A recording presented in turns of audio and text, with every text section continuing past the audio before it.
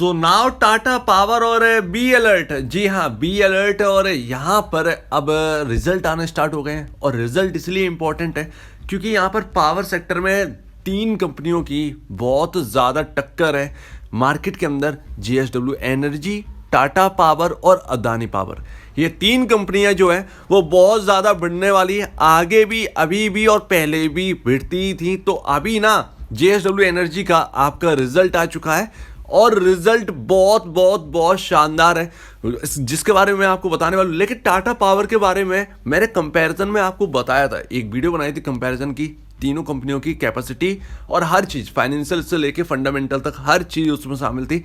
तो मैंने आपको बताया था उसके रीजंस और इसकी वैल्यूशन। तो वैल्यूशन के मामले में टाटा पावर जो है वो बहुत ही ज़्यादा हाई वैल्यूशन पर ट्रेड कर रहा है कंपेयर टू अदानी पावर और जेएसडब्ल्यू एनर्जी। लेकिन उसकी एक अलग बात है, लेकिन वैल्यूएशन के मामले में टाटा पावर बहुत ऊपर है। लेकिन अर्निंग के मामले में अगर वही देखें तो वैल्यूएशन के मामले में ऊपर है, लेकिन अर्निंग के मामले में वहीं पर ये इस तरीके से चार्ट चल रहा है।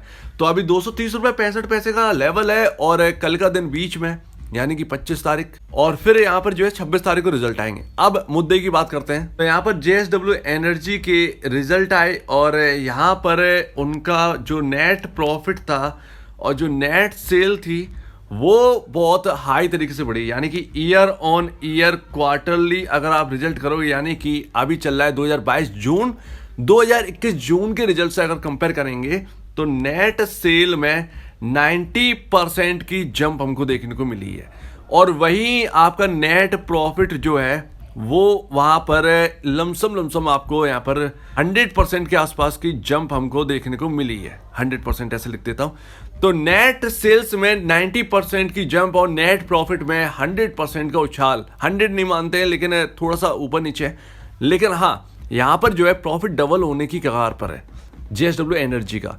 तो ईयर ऑन ईयर क्वार्टर पे बहुत बेहतर है, लेकिन क्वार्टरली अगर देखें, क्वार्टर ऑन क्वार्टर यानी कि Q4 जो अभी निकल गया है और जो Q1 अभी आ रहा है, तो अगर उस दोनों कंपेयर करोगे तो थोड़ी सी हल्की सी माइनर सी ग्रोथ जो है ना वो धीमापन हल्का सा रहेगा। लेकिन ईयर ऑन ईयर बेसिस पर बहुत अच्छे हैं, लेकिन क्वार्टर ऑन क्वार्टर बेसिस पर वैसे रिजल्ट नहीं आ रहे हैं। सभी कंपनी की एक्चुअली प्रॉब्लम चली है क्योंकि इन्फ्लेशन का जो प्रॉब्लम है वो तो आप जानते ही, इम्पैक्ट तो पड़ना ही था, लेकिन ग्रोथ हुई है, ग्रोथ बहुत अच्छी हुई है। तो मेन चीज ये है कि जेएसडब्ल्यू एनर्जी एक्चुअली है बहुत सस्ता स्टॉक, अपने पूरे तीनों कंपनी में सबसे सस्ता है। अगर टाटा पावर को अगर इन वैल्यूशन पर रहना है तो रिजल्ट ना बेहतर लाने होंगे, लाइक जेएसडब्ल्यू एनर्जी के अच्छे आए हैं, अदानी पावर के अच्छे आ गए। अगर टाटा पावर के उतने कगार पर नहीं उतरते हैं तो यहाँ पर ऑब्वियस सी बात है, यहाँ पर थोड़ी सी डाउनसाइड टाटा पावर के स्टॉक में आ सकती है।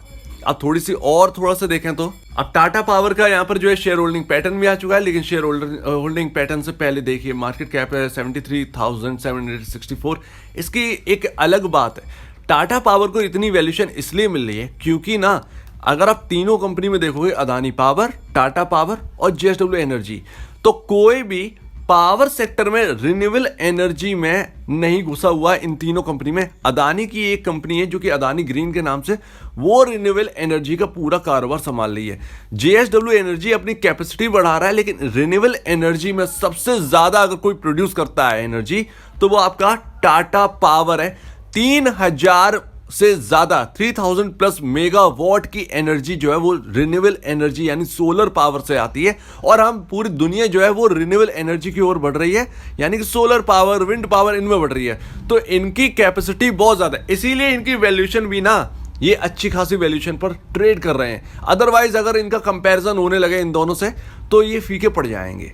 लेकिन यहां पर रिन्यूएबल एनर्जी का ही बात हो रही है, रिन्यूएबल एनर्जी में टाटा पावर आगे। लेकिन फिर भी मार्केट तो मार्केट है, रिजल्ट अगर इनके मुकाबले नहीं आए तो फिर यहां पर दिक्कत हो सकती है। अब टाटा पावर का पी रेशियो यहां पर जो है 42.36 है, और अदानी पावर का अगर हम देखेंगे, अदानी पावर का तो 22 है, और जेएसडब्ल्यू एनर्जी का अगर आप देखोगे पी रेशियो तो वो 18 है।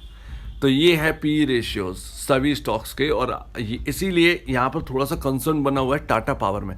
तो 26 तारीख बहुत इंपॉर्टेंट रहने वाले, ना सिर्फ इन्वेस्टर के लिए, ट्रेडर्स या पोजिशनल ट्रेडर्स या शॉर्ट टर्म वाले, मिड टर्म वाले, इन सभी के लिए बहुत इंपॉर्टेंट है। ये 26 तारीख ना आप पैसे कमा सकते हैं अच्छे खासे, और यहाँ पर पैसे थोड़े से जा भी सकते हैं अगर आपका जो डिसिप्लिन का तरीका है वो अगर गलत हुआ तो कोई अगर ट्रेड करता है तो बहुत सही से ट्रेड करना होगा। 26 तारीख यानी कि आपका दिन है ट्यूसडे का, और अगर जो है आपका अगले दिन रिजल्ट आता है यानी ट्यूसडे को अगर आते हैं, मार्केट के बाद आते हैं, और वेडनेसडे को आपका जो रिजल्ट है वो उसका रिएक्शन मिलता है, तो आपको उस हिसाब से ट्रेड करना होगा। टाटा पावर का शेयर होल्डिंग पैटर्न देख लीजिए, शेयर होल्डर्स देख लीजिए। तो एफआईआईज ने अपनी स्टेक घटा दी, डीआईज ने भी अपनी स्टेक घटा दी है।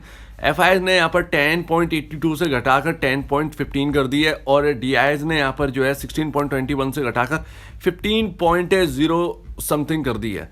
तो यहाँ पर 15 के आसपास आ, तो लगभग एफआईआईज की तरफ से 1.21% का कट हमको देखने को मिला है स्टेक में। रिटेल इन्वेस्टर बढ़ गया है 26 से बढ़कर 28 पर पहुंच गया है। चलिए, ये बहुत सारी बातें हो गई हैं, हमने समझ लिया कि 26 तारीख को अलर्ट रहना है।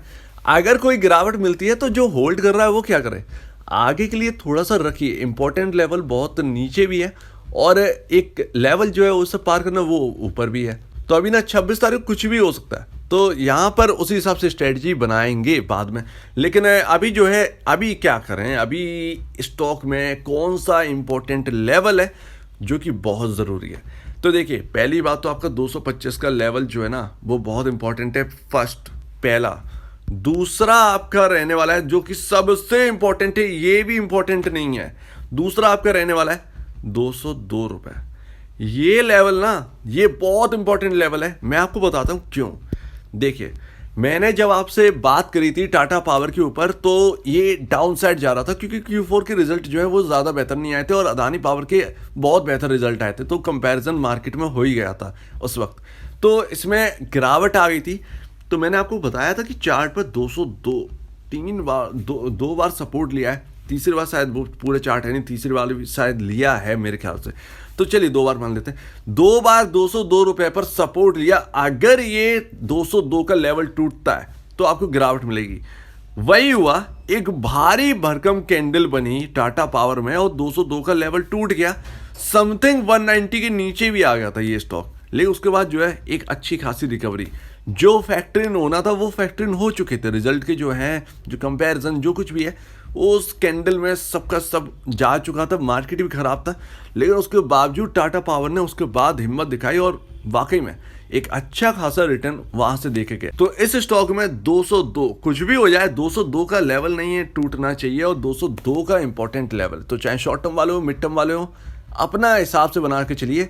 202 का लेवल बहुत इंपॉर्टेंट है, लेकिन लॉन्ग टर्म वालों को टेंशन लेने की जरूरत नहीं है। ये सारी चीज़ें ना अप एंड डाउन, वो सब और सब शॉर्ट टर्म और मिड टर्म वालों के लिए होता है। लॉन्ग टर्म वाले एवरेज करते हैं, वो ऊपर बेच लेते हैं, लॉन्ग टर्म वालों को इतना प्रॉब्लम नहीं होता। तो उम्मीद है आपको पूरी बात अच्छी लगी होगी। अगर आपको कोई भी प्रॉब्लम है, कुछ पूछना है, बताना है, कुछ कहना है, तो प्लीज़ कमेंट सेक्शन में कहिए, और आप दीजिए मुझे वीडियो देखने के लिए बहुत बहुत धन्यवाद दोस्तों।